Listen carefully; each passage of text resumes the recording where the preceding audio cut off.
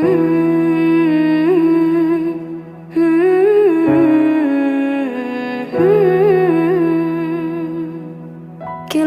هذه الأرض ما تكفي مساحة لو نعيش بلا سماحة، وانت عايزنا بحب لو تضيق الأرض نسكن كالجل.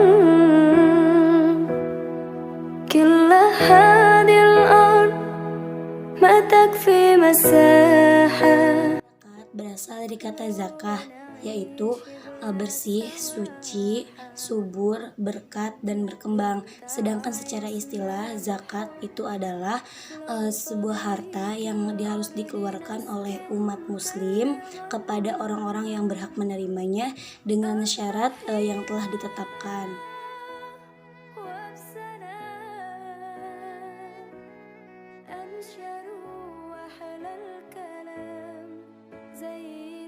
Yang dimaksudnya itu adalah zakat mal atau zakat harta. Maksudnya itu adalah memberikan sebagian harta kepada mustahik, yaitu orang yang berhak.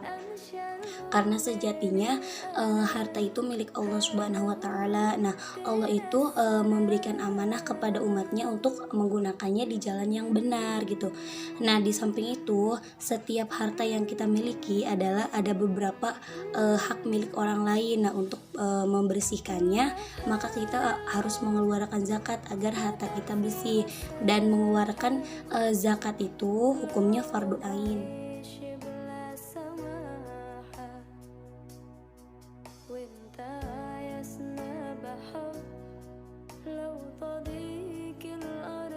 Terdapat pada Quran surat Al-Baqarah ayat 2-3 yang berbunyi Bismillahirrahmanirrahim.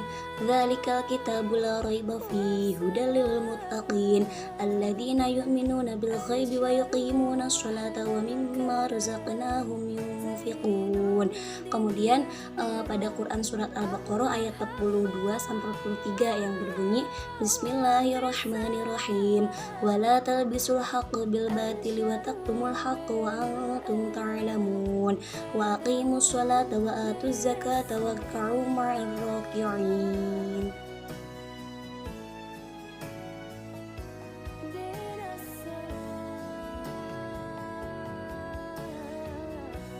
Hal itu kenapa? Karena zakat itu adalah perintah yang langsung dari Allah Subhanahu wa Ta'ala. Terdapat pada Quran surat At-Taubah ayat 10 yang artinya ambillah zakat dari sebagian harta mereka, karena dengan zakat itu dapat membersihkan dan mensucikan mereka gitu. Karena zakat itu banyak sekali hikmahnya, diantaranya dapat menyempurnakan keimanan seseorang, menjauhkan diri dari sifat kikir, kemudian hartanya akan terus bertambah, kemudian mencegah diri dari api neraka, kemudian yang kelima mencegah dari perbuatan jahat, kejahatan gitu. Kemudian yang terakhir itu adalah kita itu dapat bersyukur atas nikmat yang telah Allah berikan.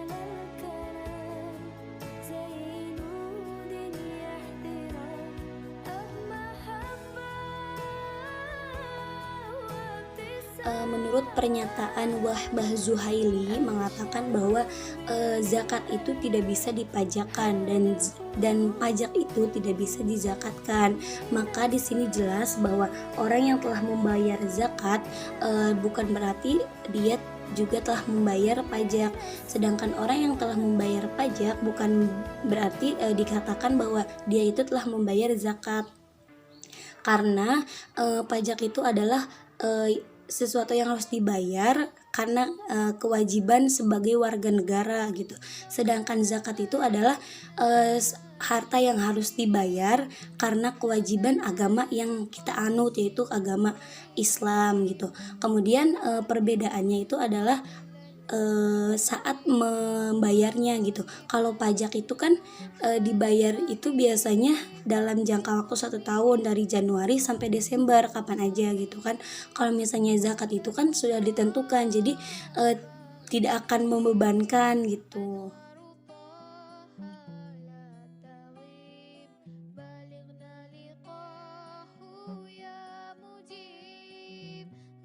Karena pada masa pada masa kekhalifahan Abu Bakar itu, masalah utama umat Islam itu adalah adanya gerakan yang dikenal sebagai kemurtadan.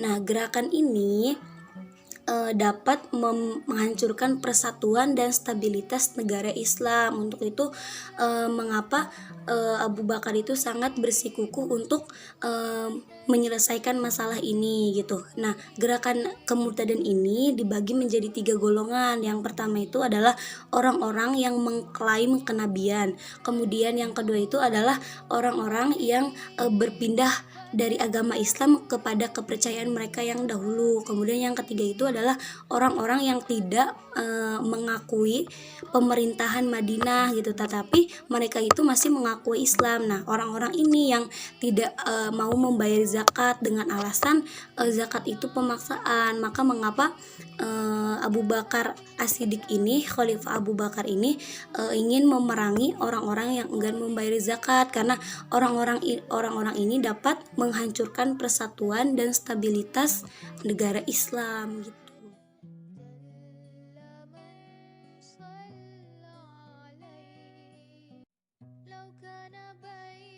Nisab itu adalah batas atau syarat dari jumlah harta yang harus dikeluarkan, sedangkan haul zakat itu adalah waktu atau batas waktu dari periode tahun Hijriyah yang mana zakat itu harus dikeluarkan.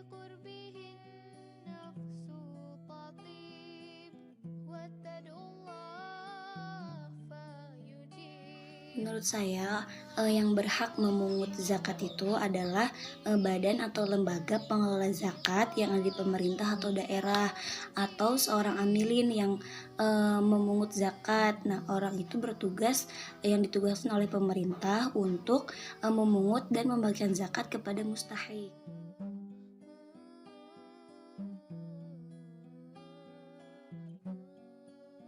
Mustahik adalah orang-orang atau golongan orang-orang yang berhak menerima zakat.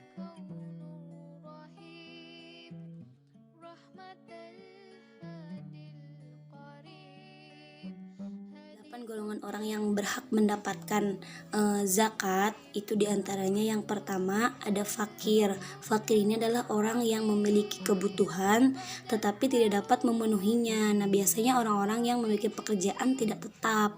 Kemudian yang kedua itu adalah orang miskin.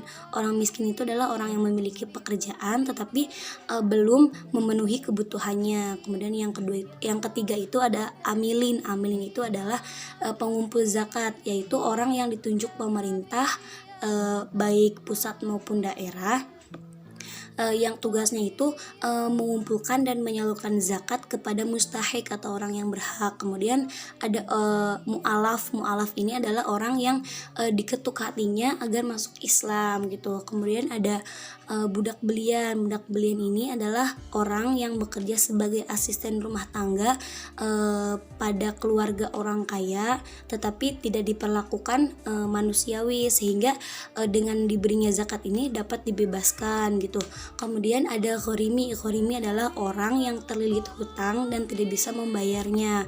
Selanjutnya ada fisabilillah, adalah orang-orang yang rela menyebarkan ilmu agama Islam dengan mengharap ridho Allah Subhanahu wa taala. Kemudian yang terakhir itu ada ibnu sabil atau musafir. Nah, ibnu sabil ini adalah orang-orang yang sedang bepergian jauh dan bekalnya itu telah habis.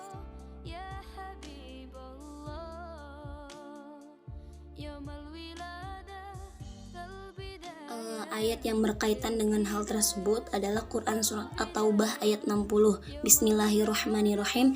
Innamas shadaqatu lil fuqara'i wal miskini wal 'amilina 'alaihim wal mu'allafati qulubuhum wa fir riqabi wal gharimi wa fi sabilillah wa ibnis sabil faridatan minallah wallahu alimun hakim.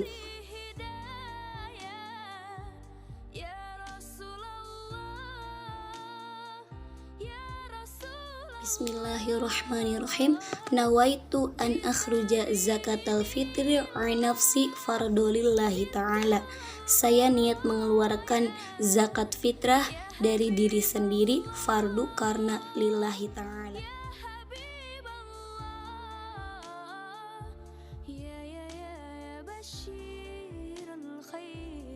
Bismillahirrahmanirrahim. Allahumma ja'alha maghnaman wa la taj'alha maghraman. Ya Allah, jadikanlah zakatku ini sebagai keberuntungan dan janganlah engkau jadikan sebagai denda.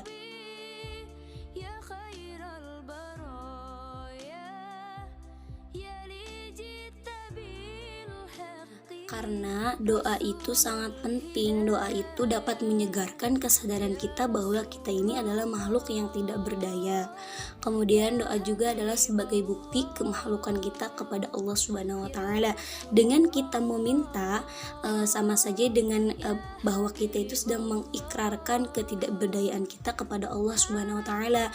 Kemudian doa juga adalah sebuah alat pengantar komunikasi antara pencipta yaitu Allah Subhanahu wa taala dengan kita makhluknya gitu.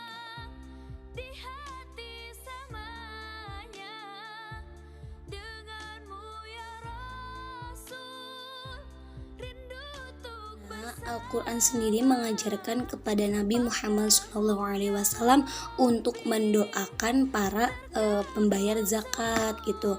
Ambillah zakat dari mereka agar mensucikan dan membersihkan diri mereka, dan berdoalah untuk mereka, sesungguhnya doamu itu menumbuhkan ketentraman jiwa bagi mereka.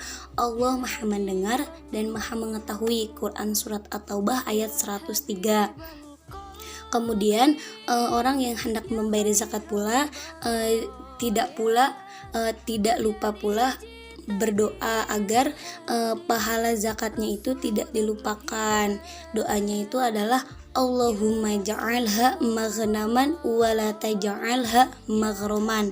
Kemudian orang yang menerima zakat itu karena menerima kebaikan maka berkata jazakallahu khairan katsiran. Nah, itulah mengapa doa itu tidak lepas dari kehidupan umat Islam itu, khususnya pada saat berzakat, karena pada saat berzakat itu antara si pembayar zakat dan penerima zakat itu saling mendoakan sehingga kebaikan itu akan berbalik kepada diri kita sendiri. Kemudian berdoa pada saat berzakat juga diajarkan dalam Al-Quran kepada Nabi Muhammad SAW.